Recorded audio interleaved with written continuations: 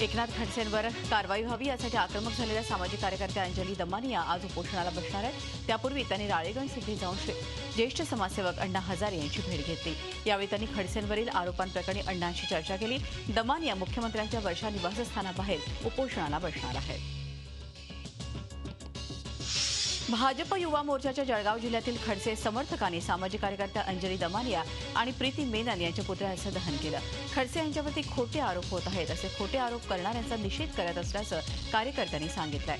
जळगाव शहरातील टॉवर चौकात ही पुतळा दहन करण्यात आलं। एकनाथ खडसे समर्थक आमदार, खासदार आणि नेत्यांनी भाजप प्रदेशाध्यक्ष रावसाहेब दानवे यांची भेट घेतली।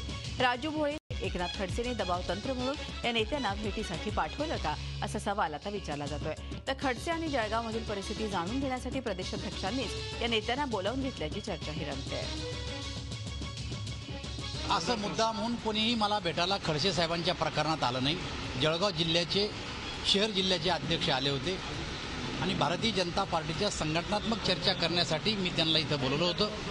31 तारखेपर्यंत आम्हाला संघटनेच्या सर्व समित्या पूर्ण करायच्या असल्या कारणानं मी त्यांना निरोप देऊन बोलवलं होतं आणि केवळ तेवढ्याच विषयावर त्या ठिकाणी चर्चा झाली।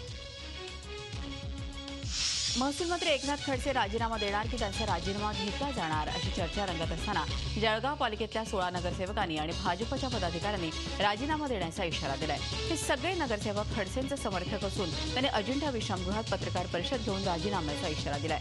सामूहिक राजीनाम्याचं पत्र प्रदेशाध्यक्ष रावसाहेब दानवेंकडे सोपवण्याचा इशारा या नगरसेवकांनी दिला आहे।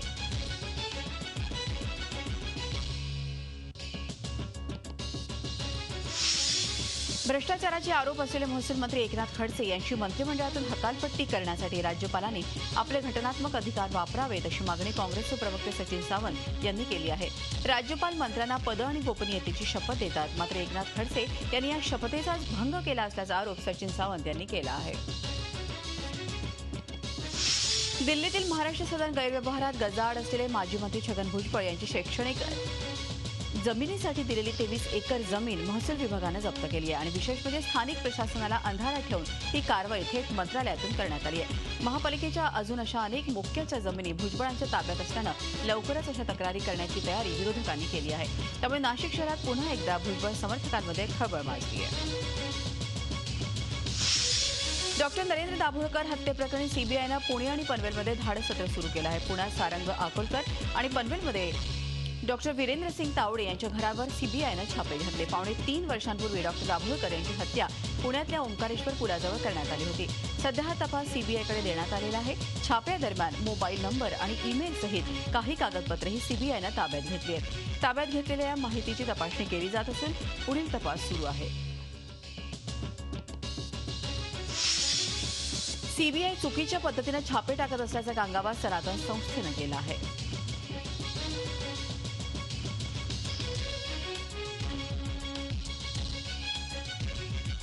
सीबीआई गलत तरीके से अपना अपयश ढाकने के लिए उसको मतलब ते अपयश झाकण्यासाठी म्हणून अशा प्रकारच्या कृत्य करते आणि प्रसिद्धीच्या झोता देण्याचा प्रयत्न करते, अतिशय दुर्भाग्यपूर्ण आहे।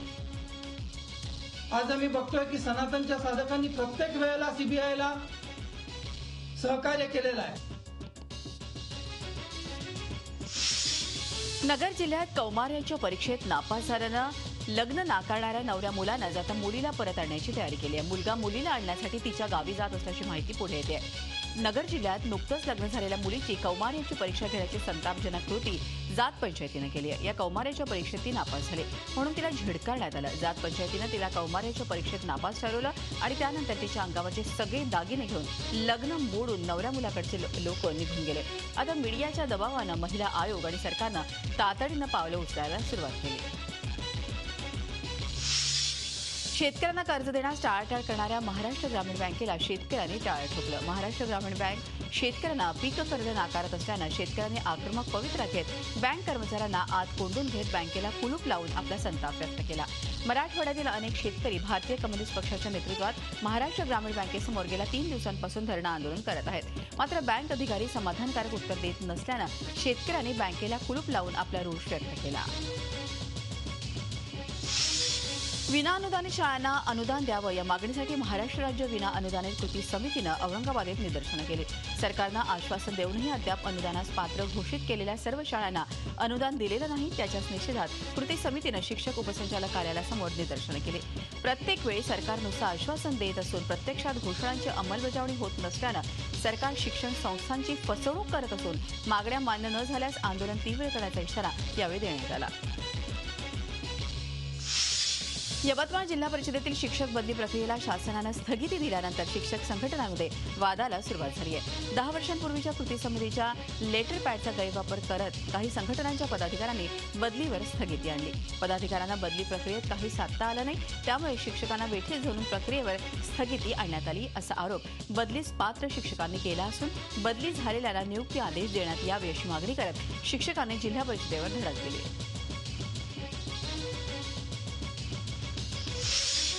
अहमदनगरमध्ये गुप्तधन शोधण्यात आलेल्या एका मांत्रिकासह 5 जणांना गावकऱ्यांनी पकडून पोलिसांच्या ताब्यात दिलं. अहमदनगरमधील विळद या गावात ही घटना घडली आहे. गावातील एका वाड्यात रात्री चंद्रशेखर मुदलियार या मांत्रिकासह संतोष शिंदे, निसार शेख, रवींद्र क्षीरसागर, विठ्ठल चिकणे हे 5 जण गुप्तधन शोधण्यासाठी आले होते. मात्र काही तरुणांना वाड्यातून दिव्याचा उजेड दिसल्यानं त्यांचा डाव फसला. सोलापुरातील शेळगी इथल्या मित्रनगर इथे हांडे पिठाच्या गिरणी शेजारी घरगुती गॅसचा स्फोट झाल्यानं 7 घरं जळून खाक झाली आहेत. या स्फोटात 6 जण जखमी झाले. या जखमींना उपचारासाठी सोलापुरातील शासकीय रुग्णालयात दाखल करण्यात आलाय. गॅसचा स्फोट झाल्यामुळे लागलेल्या घरांची आग अग्निशमन दलानं विझवली असून हा स्फोट कसा झाला याचा तपास आता पोलीस करतायत. इचलकरंजी शहरातील वादग्रस्त दारू दुकान बंद करण्यासाठी आंतरराष्ट्रीय मानवाधिकार न्याय संघटनेनं कोल्हापुरात जिल्हाधिकारी कार्यालयासमोर आक्रमक आंदोलन केलं. संघटनेच्या कार्यकर्त्यांनी जिल्हाधिकारी कार्यालयासमोर चक्क दारू आणि बिअरच्या बाटल्या फोडून सरकारचा जोरदार निषेध केला. यावेळी आंदोलक कार्यकर्त्यांनी एका पोत्यातून आपल्यासोबत दारू आणि बिअरच्या बाटल्या आणल्या होत्या. त्या जिल्हाधिकारी कार्यालयासमोर ओतल्या आणि त्यानंतर फोडूनही टाकल्या. लातूरच्या गंभीर पाणी टंचाईचे झटके जसे सर्वसामान्यांना बसत आहेत तसेच ते लातूर शासकीय रुग्णालयातील रुग्णांना देखील भेडसावत आहेत. मात्र रुग्णांची दुर्दशा एप्रिल महिन्यांपासून मिटलेली आहे. याला कारण ठरलंय 1989 बॅचच्या पोलीस अधिकाऱ्यांचा व्हॉट्सअप ग्रुप. महाराष्ट्रात विविध ठिकाणी कार्यरत असलेल्या 233 पोलीस अधिकाऱ्यांच्या व्हॉट्सअप ग्रुपवर लातूरच्या भीषण पाणी टंचाईची चर्चा झाली आहे आणि काही दिवसातच 2.5 लाख रुपये उभे राहिले.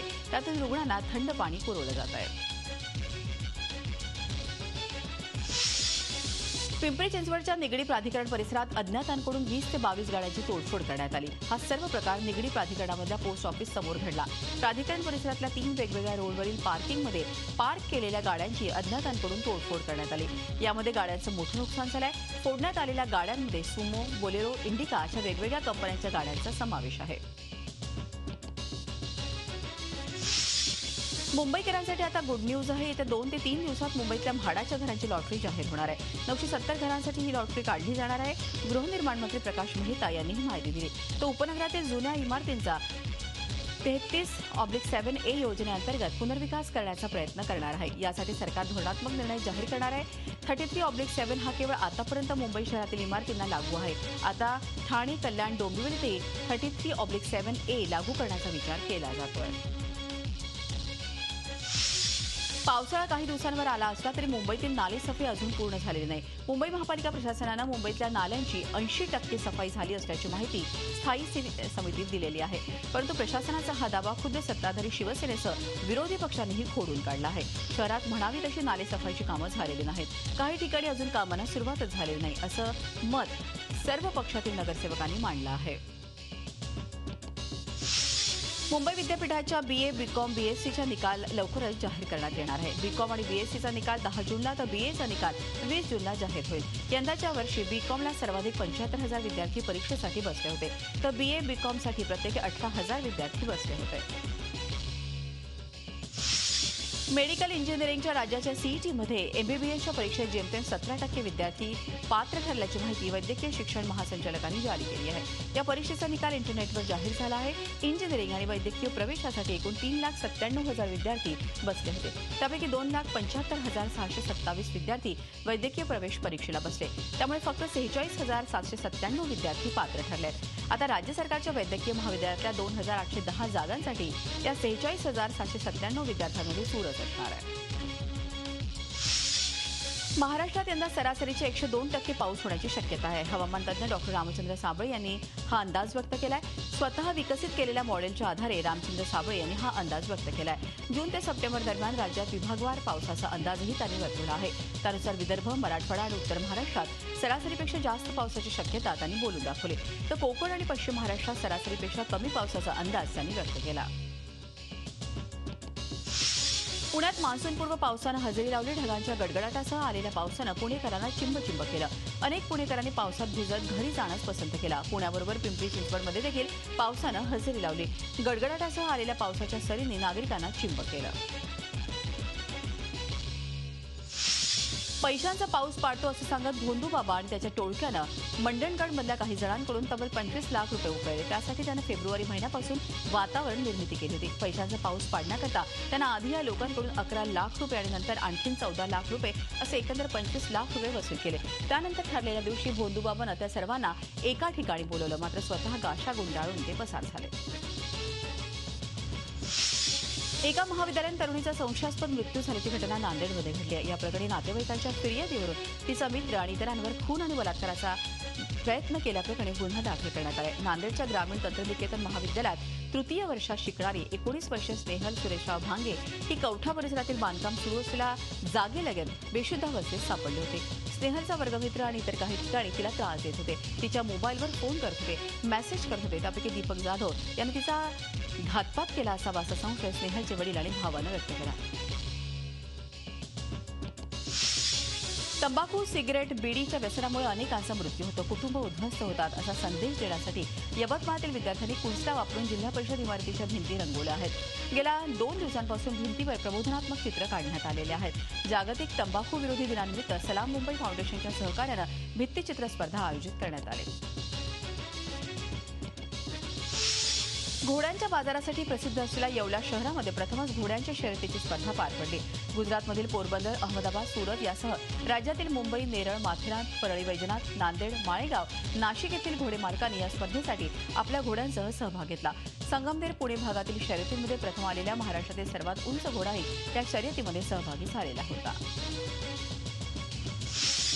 धुळे पोलीस प्रशिक्षण केंद्रात 5वा दीक्षांत समारंभ मोठ्या थाटात पार पडला. केंद्रात प्रशिक्षित 640 पोलीस कर्मचारी राज्यातील विविध जिल्ह्यात पोलीस सेवेत रुजू होणार आहेत. नाशिक विभागाचे पोलीस महानिरीक्षक विनयकुमार चौबे यांच्या प्रमुख उपस्थितीत हा दीक्षांत समारंभ पार पडला. दीक्षांत समारंभाच्या सुरुवातीलाच फ्लॅग मार्च करण्यात आल्यानंतर प्रशिक्षणार्थींचा शपथविधी सोहळा पार पडला. त्यावेळी 22 जिल्ह्यातील 640 प्रशिक्षणार्थींनी अतिशय लयबद्ध पथसंचलन करून सर्वांचंच लक्ष वेधून घेतलं. नंदुरबार जिल्ह्यातील शहादा तालुक्यातील सोनावल गावात अस्वलानं गावकऱ्यांवर हल्ला चढवला. त्यात 4 गावकरी जखमी झाले. दुष्काळाच्या दाहकतेमुळे वन्यजीव जंगलाबाहेर लोकवस्तीत अन्न आणि पाण्याच्या शोधात येत असल्यानं नागरी वस्त्यांवर वन्यजीवांचे हल्ले वाढले आहेत. या हल्ल्यामुळे वन्यजीव विरुद्ध माणूस असा संघर्ष खानदेशात पाहायला मिळतोय. महाड औद्योगिक वसाहतीत लक्ष्मी ऑर्गॅनिक्स कंपनीने सुरू केलेलं डायकिटेन या घातक रसायनाचं उत्पादन त्वरित थांबवावं म्हणून कंपनीच्या शेजारील आसनपोई या ग्रामस्थांनी कंपनीच्या मेन गेटवर मोर्चा नेला. काही महिन्यांपूर्वी या कंपनीत मोठा स्फोट झाला होता. तेव्हापासून हे डायकिटेन किती घातक आहे याची कल्पना ग्रामस्थांना आली होती. त्यावेळेस हे उत्पादन बंद करण्यासाठी इथल्या गावकऱ्यांनी आंदोलन केलं. रायगड जिल्ह्यात माणगावमधील बँक ऑफ इंडियाच्या शाखेत लागलेल्या आगीत बँकेचं मोठं नुकसान झालं. मुंबई गोवा महामार्गालगत असलेल्या एका इमारतीच्या पहिल्या मजल्यावर ही बँक आहे. आग लागल्याचे लक्षात येताच महाड आणि रोहा नगरपालिकेच्या अग्निशमन बंबांना पाचारण करण्यात आलं आणि आग विझवण्यात आली. या आगीत पहिला मजला जळून खाक झाला. मात्र सुदैवानं त्याची झळ आजूबाजूच्या दुकानांना बसली नाही. ही आग शॉर्ट सर्किटने लागली असावी असा अंदाज वर्तवला जातोय.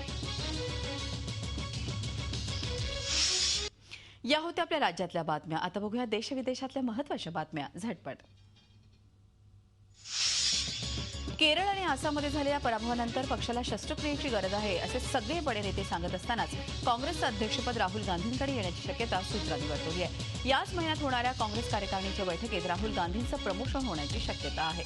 दरम्यान राहुल गांधींच्या मेहनतीचं हे फळ असल्याचं काँग्रेसनं म्हटलंय. तर काँग्रेस बुडतं जहाज असल्याची टीका भाजपनं केली आहे.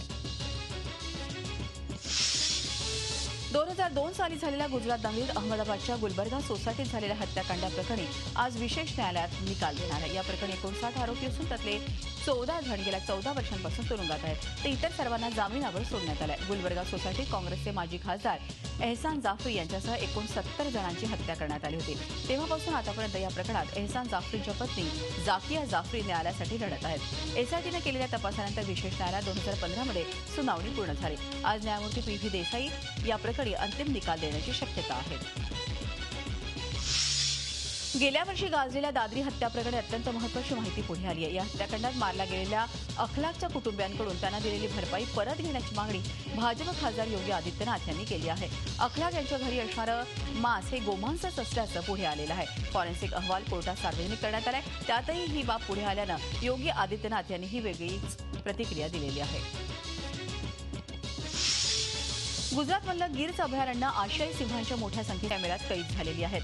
गीरमध्ये सध्या भीषण उष्माघातानं प्राणी पक्षी हैराण झाले आहेत. याच उष्म्यानं त्रासलेल्या सिंहाचं एक अख्खं कुटुंब पाणवठ्यावर आले. ही दृश्य आपण बघू शकतो. एक नाही, दोन नाही, तर तब्बल 9 सिंह पाणवठ्यावर पाणी पिण्यासाठी आले आहेत. गीरचे वनक्षेत्र अधिकारी डॉ. संदीप कुमार यांनी हा व्हिडिओ शूट केलेला आहे. आसाममध्ये 10वीच्या परीक्षेचा निकाल लागलाय, पण त्यात राज्यात पहिल्या आलेल्या मुलाचं चांगलेच कौतुक होत आहे. सरफराज हुसेन असं त्याचं नाव आहे. 600 पैकी 590 गुण त्यानं मिळवले आहेत आणि विशेष म्हणजे राष्ट्रीय स्वयंसेवक संघाच्या सहकार्यानं चालणाऱ्या गुवाहाटीमधल्या शंकरदेव शिशु निकेतन स्कूलचा तो विद्यार्थी आहे. आसामचे शिक्षण मंत्री हेमंत शर्मा यांनीही सरफराजचं कौतुक करत त्याच्या कुटुंबाला सरकारकडून 5 लाखांची मदत जाहीर केली आहे. झी 24 तास रहा एक पाऊल पुढे.